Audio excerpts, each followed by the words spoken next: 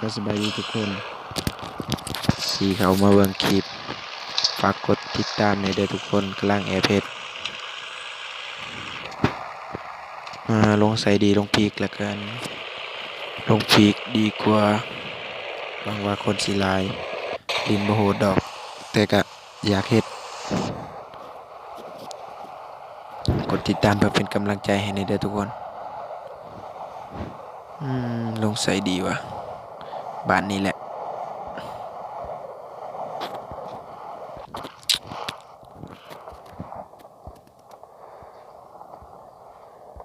มื้อนี้เฮามาในโหมด2-1เนาะโอ้ยคนยิงเข้าบ้านก่อนเลยหามันเดี๋ยวปรับมาเก็บเครื่องก่อนแป๊บมันไปใส่แล้ววะ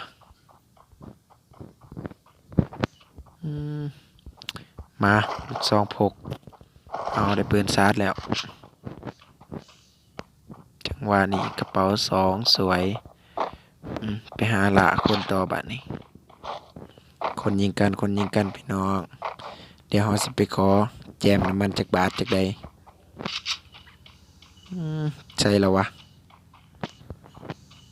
โอ้นี่ดับเรียบร้อยนัดเดียวจอดเลยมึงคนเข้าหัวไปดี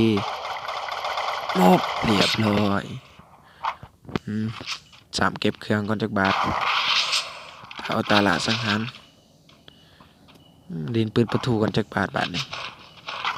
สวยปืนฟาร์มาตัวมันบ่แห้งมันบ่เทียงแห้งอยู่ค่อยบ่มีสกินคักเลยใส่ปืนประตูไปก่อนจังหวะนี้บักนี้มาลัดคิวกันแล้วมึงบ่กะลัดคิวกูไปคิวหนึ่งอ้อบักหานี่คือมาสัวแท้วะมาลัดคิวได้จังได๋อีกล่ะ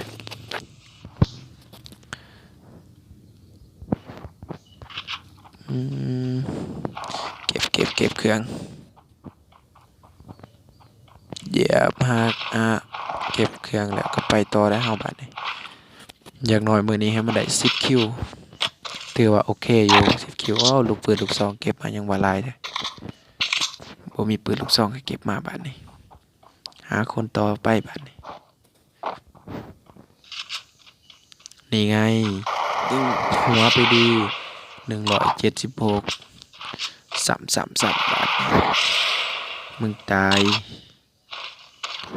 ไปหาคนต่อแล้วจังหน่อยนี่ก็เครื่องก็ฟูแน่น้อยนึงแล้ว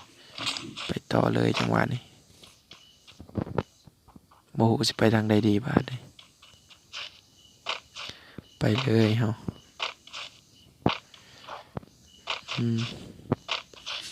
คนไปใส่ว่าเบิดฟ้าเดมันยิงกันแล้วเราต้องแจมจังหวะนี้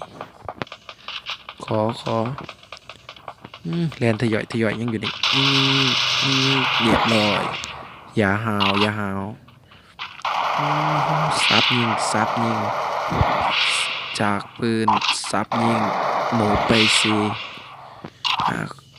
ไปใส่ละหมูมันคือประมาณซอยปะจับลูกซองพกมายิงมันเถียมนะเบิดลูกแล้วหน่วยประโยชน์ไผว่ามันยิงกันอยู่แถวนี้ปะต้องแอบอ้อมหลังเราต้องฆ่ามันให้ได้สับยิงโอ้โหยิงยังวะยิงเบาขนาดสับยิงโอ้ยสักปืนสับยิงเรียบร้อยคนเดียวเนี่ยบอกมันยิงไปว่าบางยาเนี่ยวะ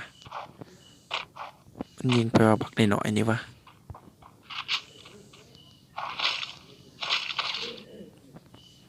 ให้ยิงยังระบาดนี่อัพกอแล้วไปต่ออัพกอไปต่อเกาะ4หมวก3โอเคฟูลแล้วเครื่องนี้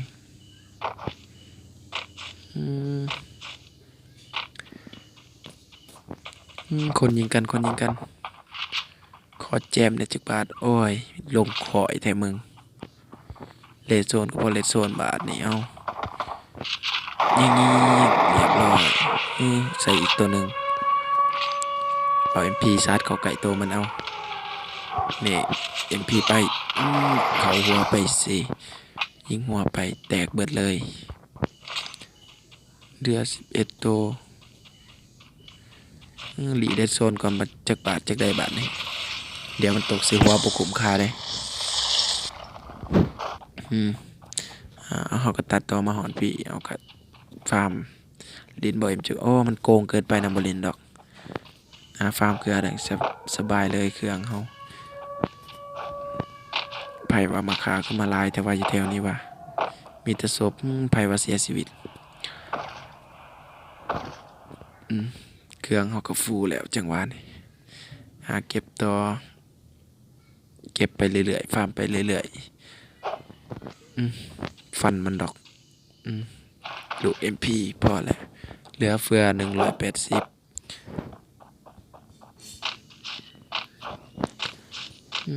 เหลือ5คนสุดท้ายก็จะไปอยู่ไซเบิร์ด6คนถึงค่อยไปยามไอ้ดอกก่อน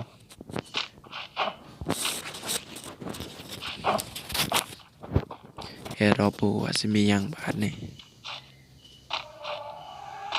มีกดสาไข่ตีนี่โอ้ย AW เหมือนจับ AW ก่อนจับบาทพอได้จับโดนเลยลินดีเพราะ AW นี่เนาะลินบ่ว่าหรือบ่ลินวะบ่ลินดอกอยากไรดู AW เอาดูปืนเอาสิเปิดไปเอาลูกปืนก่อน8 บาทนี่จอยเขาจะออกหลาต่อเลาะต่อบาท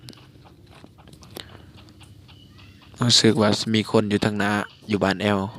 เห็นแต่หัวมันเอาตรงสับยิงมันสับโอ้โหมันยิงเขาเจ็บคือกันหมดไปสิใส่ละมูมึง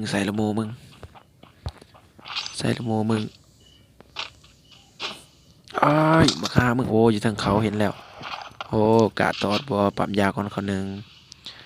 มึงสิหลอดอยู่บ่มึงสิแลนไปใส่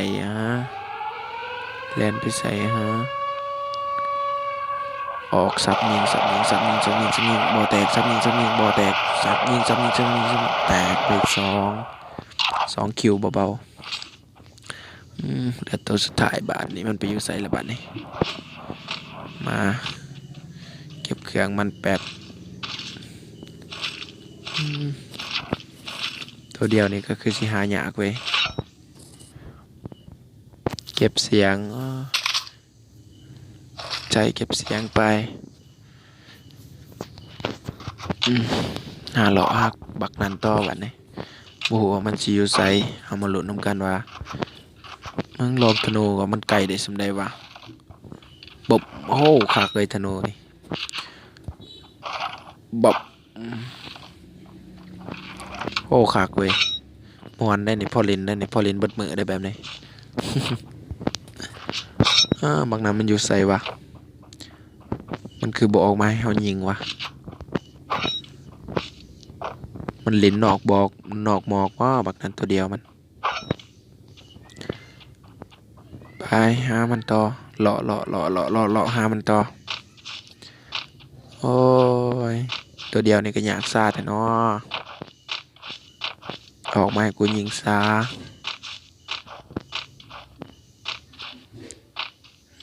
M19เบิ้งลองจับก่อนดินได้บัดนี่เหลือตัวเดียวก็มันพอได้ยิงโยนใส่หัวมันโหลดM19ก็ใส่เก็บเสียงบ่ได้ไว้พอได้ยิงมันแบบบนผูโตทีมบัด